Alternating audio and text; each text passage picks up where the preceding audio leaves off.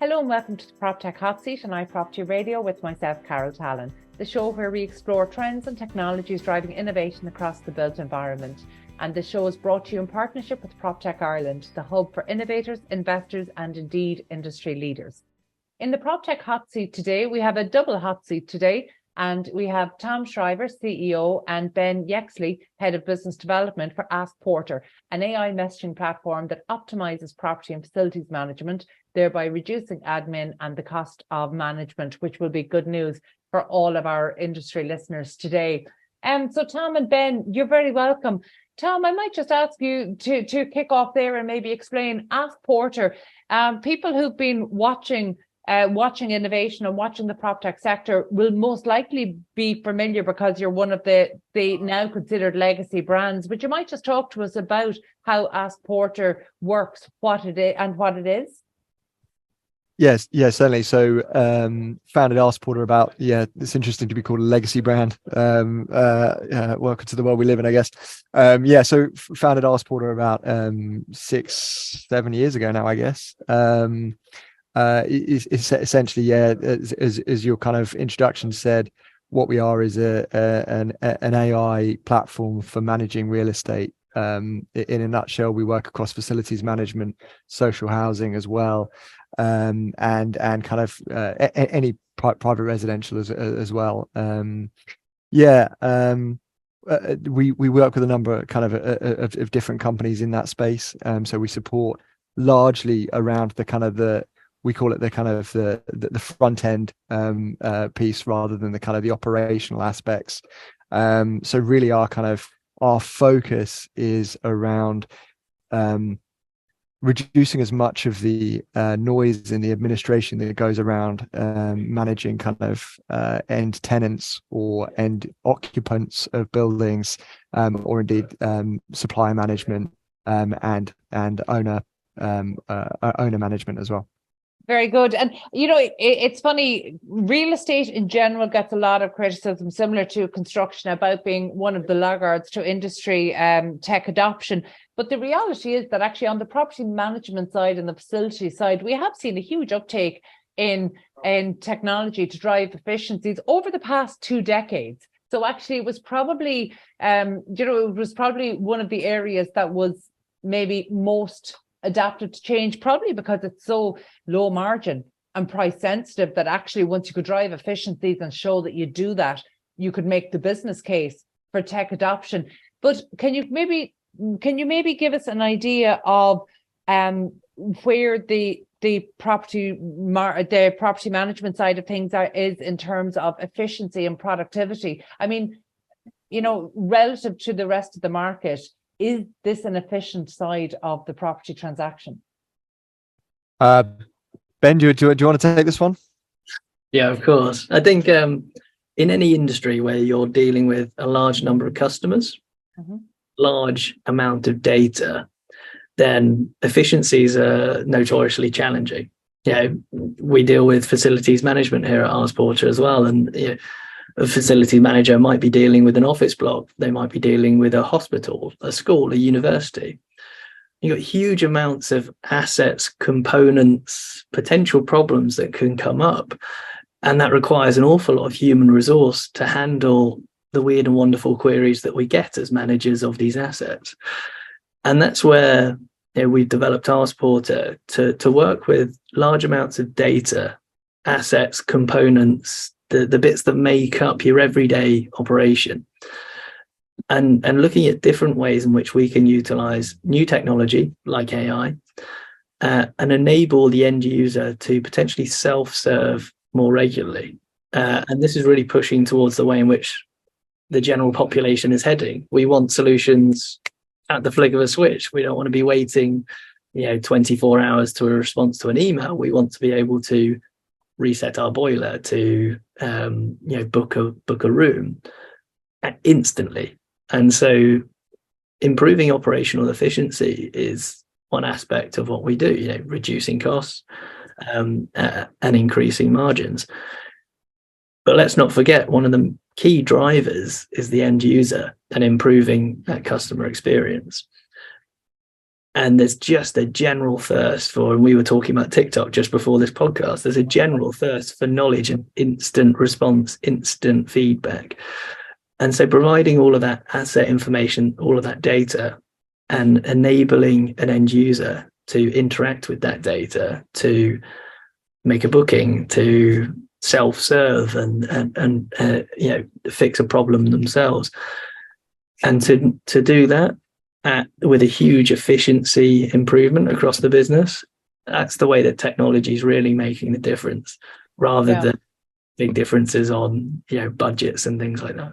Yeah, no, and that's an interesting one, but I like the way you described it as the weird and wonderful, questions and queries that come up, because it's exactly like that. There's what that human nature can be at its oddest. If for anybody in the facilities management side, will certainly tell you. So, and yet everything we know about AI tells us that it likes repeatable things.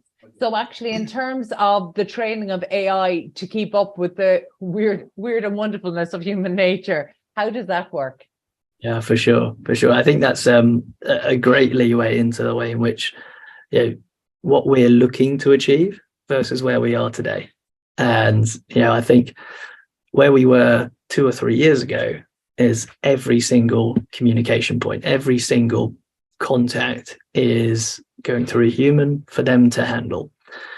And I talk to property managers, facilities managers about their business on a daily basis, and feedback to me is 75% of the conversations we're having are repeatable, regular, everyday conversations, whether it's registering a tenant to a housing database, whether it's reporting a simple maintenance issue. The lights have gone out in the communal area, come change a light bulb, really simple stuff. These are everyday conversations that are being had around 75% of the time. 25% is where you get that weird and wonderful. And those are quite often the value add conversations. It's things like, I've just moved to the area. Can you give me some interesting restaurant recommendations? As a property manager, it's not something we're used to being questioned, but as a human, you're perfectly able to offer those solutions. So I'd say where we are today is, AI technology and in general technology has moved ahead so rapidly that we're able to do an awful lot of cool things around automating those conversations. In hours, out of hours, we call it from issue to resolution.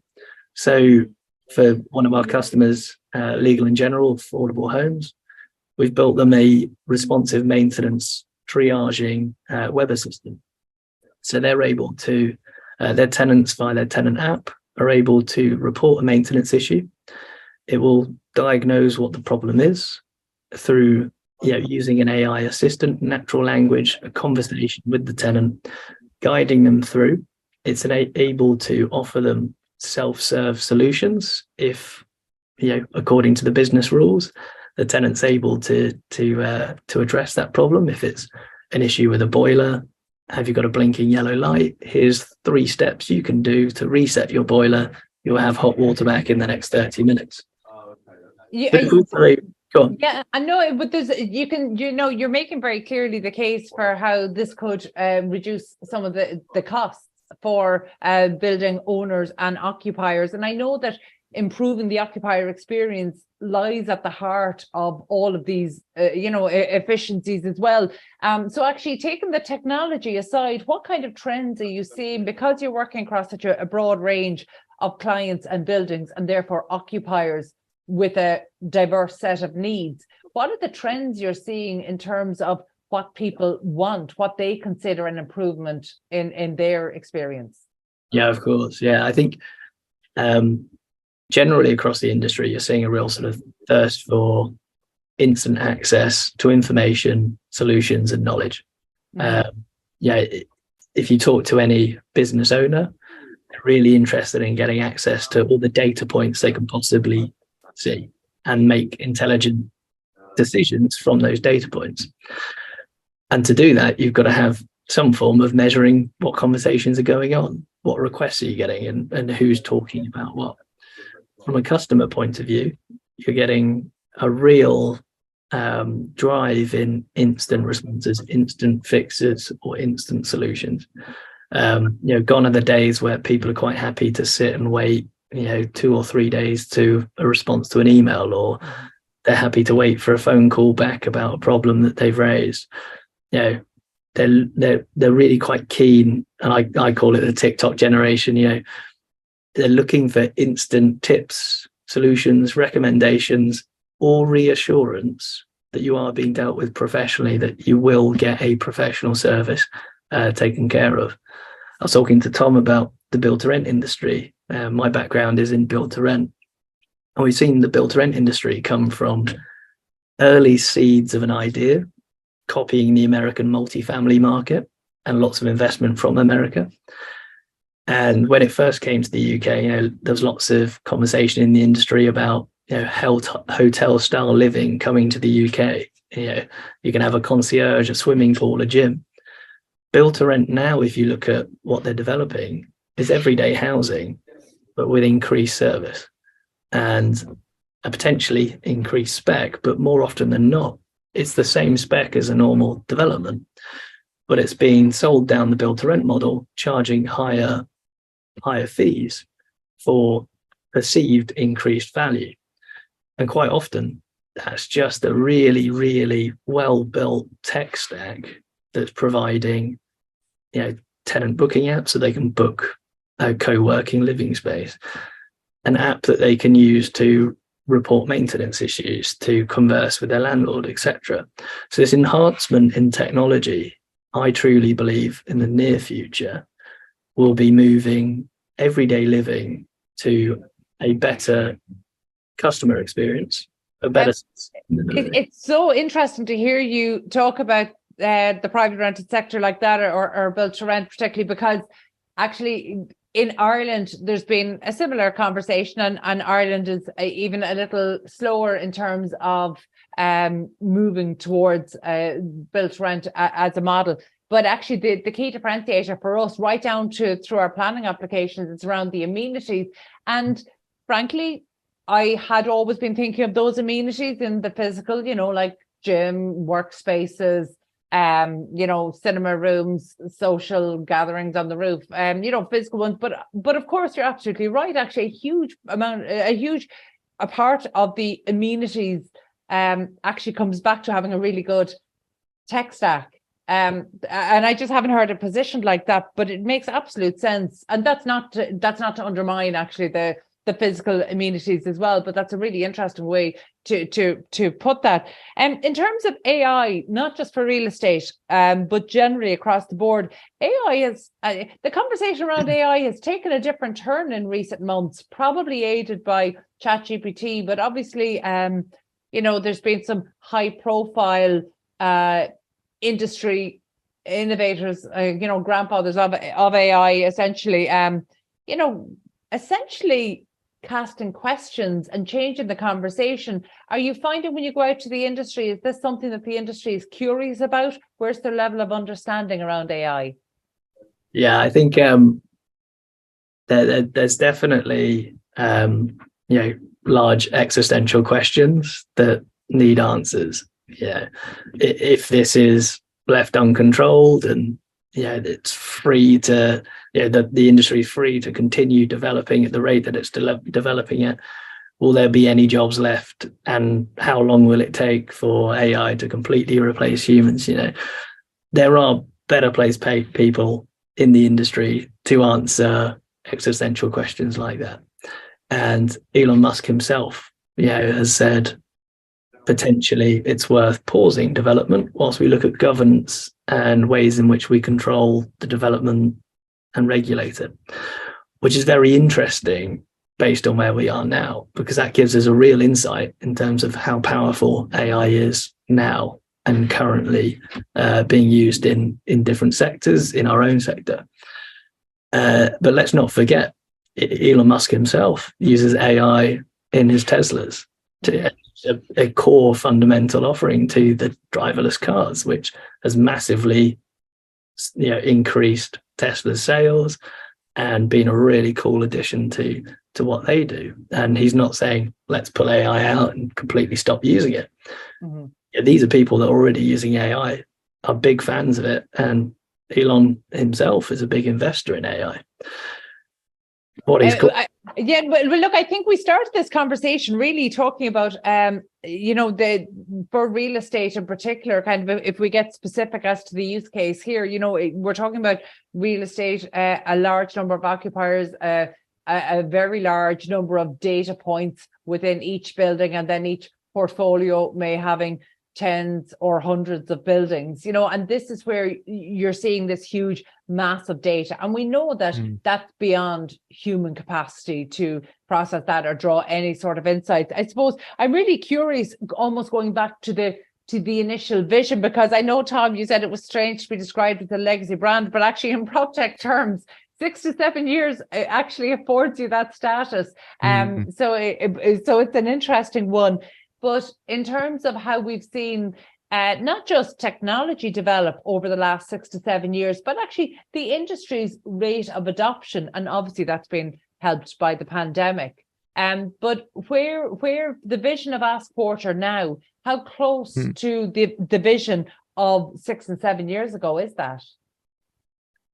So I think yes, certainly when I founded the company, we were very early, right? So this was 6-7 years ago. I remember pitching, saying, hey, you can leverage AI to automate a lot of those things that you just talked about, right? So when I first started, there was already the talk about kind of, it's one of those things that's bandied around a lot, that data is the new oil and all that kind of stuff. When I remember starting, and real estate companies started to see the value. I think at that point they were starting to see the real value of data. And a lot of those early days conversations, when I'd go in to clients, they'd say, look, we've got data, but actually the problem is we don't really have the bandwidth to do anything with that data, right? So we are getting all this IoT information that's starting to come in. We're not doing anything with it, right? Because we don't have the resource. So I think that was one of the biggest things when we first started selling it was, to be honest, the technology when we first started this company was very nascent. So we were having to build a lot of stuff from scratch. And also every time, I like to say there's two types of AI. There's kind of the early days AI, which was great, and that kind of AI really required, as you said earlier, that high repetition. So it wasn't very good at thinking on its feet. So you'd almost have to we had to spend a lot of time making sure those models are right. Now we're starting to see, because we've built all those models from our side, we can really quickly, where we are now with AI, we can really quickly roll that out to multiple different types of use cases. And obviously every new client that we get now benefits from all that knowledge that we've had from working in that space for so long and training those AI models. So I think now we're starting to really see, I guess what I set out to achieve about 6 years ago, that's now being delivered now, and it's being delivered really, really quickly, probably quicker than I could have imagined. I think that's really interesting, and you've touched on something very important there that I hope listeners will pick up on as well, that actually it's not just about using the data from each building or each portfolio when you're looking at this, but actually you have that market context to be able to guide operators through the challenges and the pressures that come from facilities management and from managing physical assets when they may be in different cities or different countries. So that's a really important one. The fact that you have 6 to 7 years now of operation, have you published essentially to build the business case for this? Have you been able to publish or share findings? Making a cost comparison from, say, the human or manual approach really to a more AI approach. Have you shared any findings like that? Yeah, I mean, it really depends on the kind of the type of use case, I guess, that you're talking about. But Ben, I'm sure has got a couple of case studies he can walk you through. But yeah, it really depends on where the priorities are, because if we're talking about kind of some of the social housing customers, they're really focused on the operational efficiencies and kind of adding that kind of instant customer service point. So so that's the kind of the key metrics, I guess, that we're reporting against. Whereas in the build to rent space, it's more about how can we elevate that customer service, and the focus is not so much on removing the cost. And obviously, every single new client that we go into, we listen to what they want to achieve. I think that's the nice thing about AI is you can listen to what they want to be achieving out of their project, and then we focus on those areas, because it really does. We can train it and we can use it to strip out as much cost as possible for one use case, or we can train it to deliver a much higher customer service and pass over to a human on those kind of essential core questions. a different set of priorities, and that's very important, because Correct. Obviously if we were going into any project, we would be defining our own KPIs. We'd be defining what we're trying to achieve and the I suppose desired deliverables out there. But let's kind of step away even from then the efficiency side and maybe drill down into things that we know cause inefficiencies. So obviously human error, so when you've got something that is a very manual approach, then you've got a higher instance of human error. Do we have any data at this stage to work as a comparison? Do we know if AI is much better at doing this than manual in terms of mistakes? Yeah, absolutely. I mean, in terms of data, there's some data I'd love to share. I can't. It's sensitive information, but some of the insights that we're seeing. If you look at a traditional help desk, and this is really what we offer, a traditional help desk service to sit alongside the AI assistant, and the aim at the moment is for businesses to start using the assistant whilst using our help desk platform, and wherever a value add conversation can be had by a human being rather than a everyday repeatable conversation being held by the assistant, then it's a human in our help desk platform that's able to pick that up. But I guess one of the best case studies I can give you here is a comment from one of our customers. He said, look, if you're using the AI assistant to handle things like reporting mold incidents from tenants, there's law and regulation that is governing how you handle that request, how you deal with it, what steps the tenant should take, what steps the landlord should take.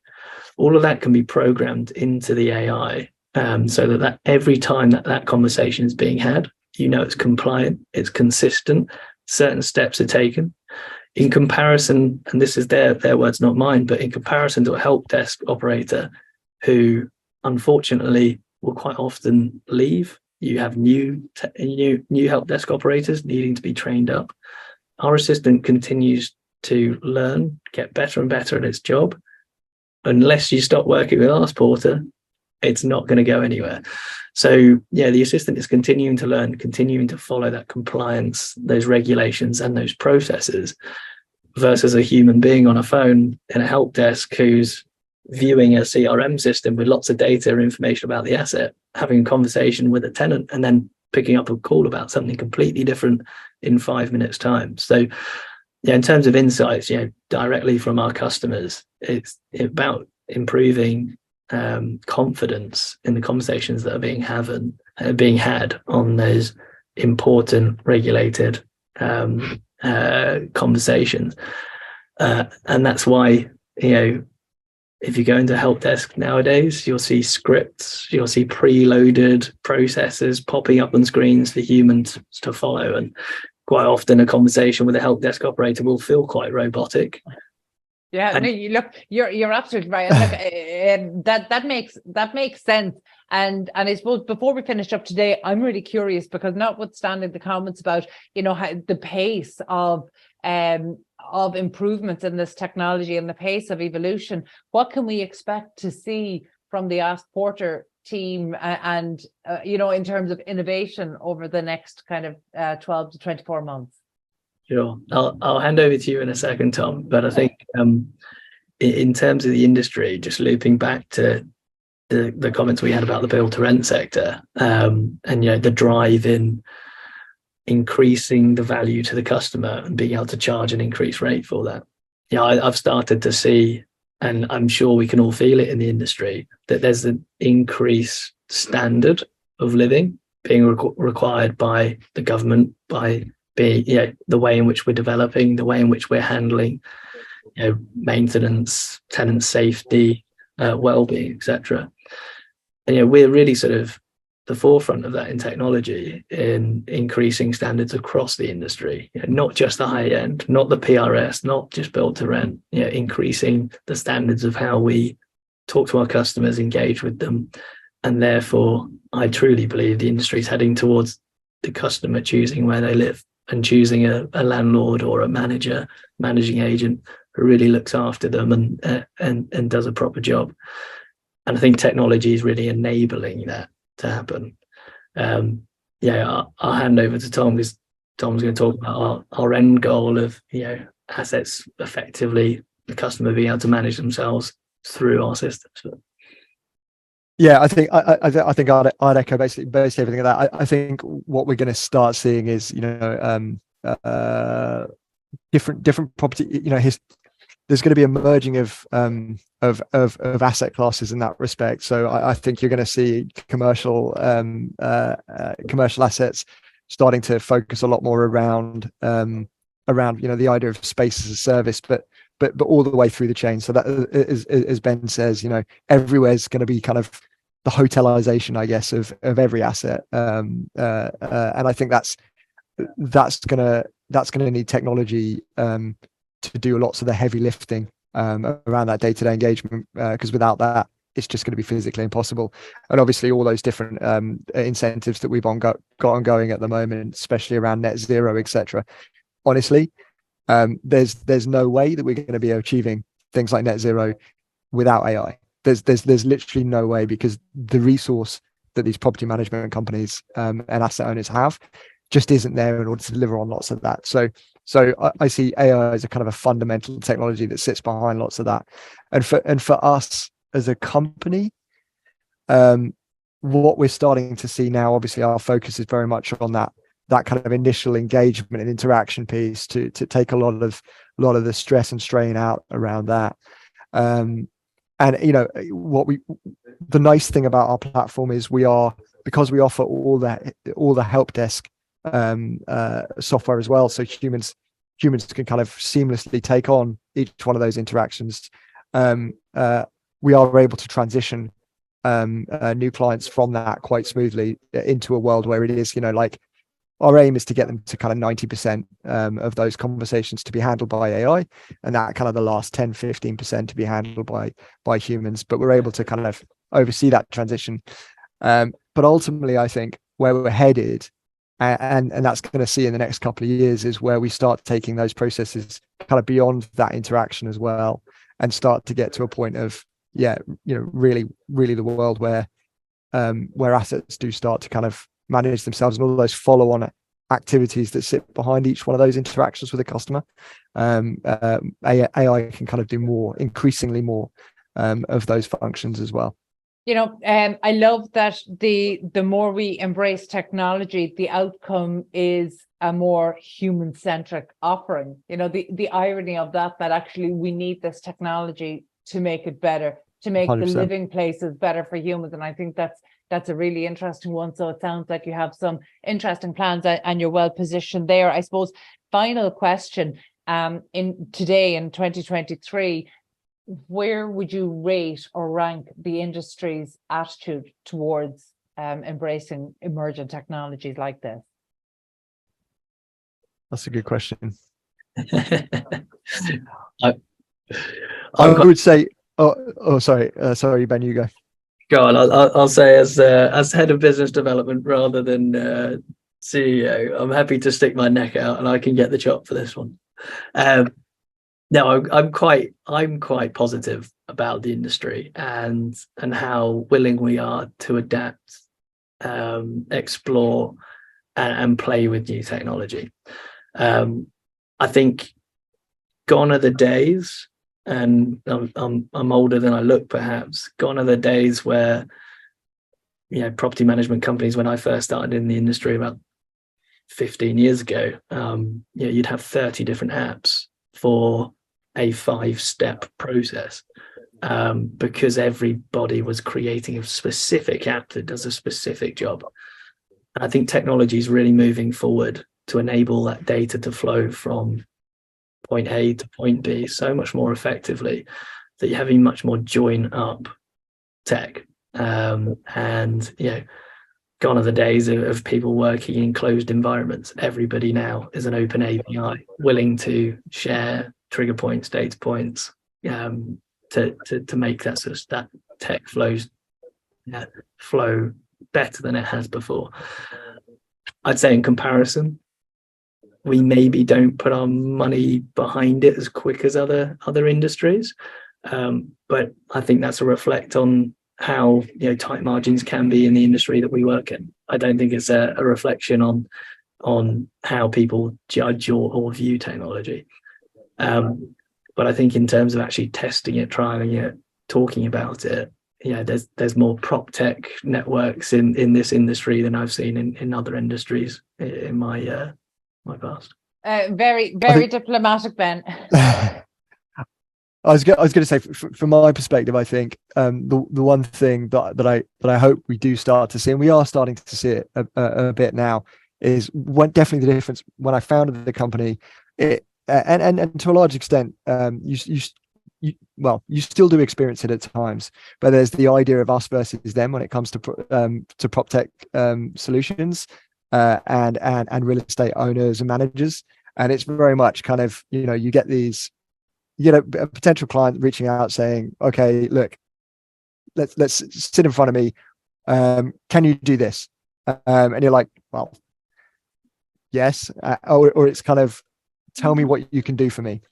And I think what I have started to see, and what I hope is a trend that continues, is owners and operators coming to technology companies like us and saying, look, these are the problems that I've got that I'd really love to solve, and this would really help my business, achieve great things over the next year, and actually genuinely go, well, okay, look, we can help you with this, and actually there's a proper partnership as you go, rather than just kind of a supplier, a customer kind of model.